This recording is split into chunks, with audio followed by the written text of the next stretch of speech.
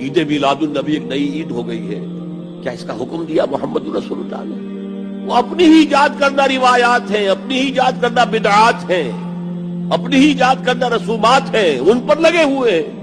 کیا یہی صحیح ہے؟ آئیے جانتے ہیں۔ اللہ قرآن میں فرماتا ہے وَذَكِّرْهُمْ بِأَيَّامِ اللَّهِ، اور انہیں اللہ کے دن یاد دلا۔ اس آیت کی تفسیر میں آقا کریم فرماتے ہیں اللہ کے دن سے مراد وہ دن ہے جب اللہ نے کوئی نعمت عطا کی ہو، اور کیا نبی پاک اللہ کی سب سے بڑی نعمت نہیں؟ بے شک ہے۔ قرآن میں اللہ فرماتا ہے تم فرماؤ اللہ ہی کے فضل اور رحمت پر لوگوں کو خوش ہونا چاہیے، وہی ان کی دولت سے بہتر ہے۔ اور ایک اور جگہ اللہ فرماتا ہے ہم نے تمہیں نہیں بھیجا مگر رحمت بنا کر سارے جہانوں کے لیے۔ اگر نبی پاک سب سے بڑی نعمت نہ ہوتے تو صحابہ کیسے ان کی نعمت پر محفل سجاتے اور اللہ خود اس محفل سے راضی ہوتا؟ تو کیا یہ بدعت ہے؟ نہیں، بلکہ یہ تو سنت الہی ہے، صحابہ سے ثابت ہے۔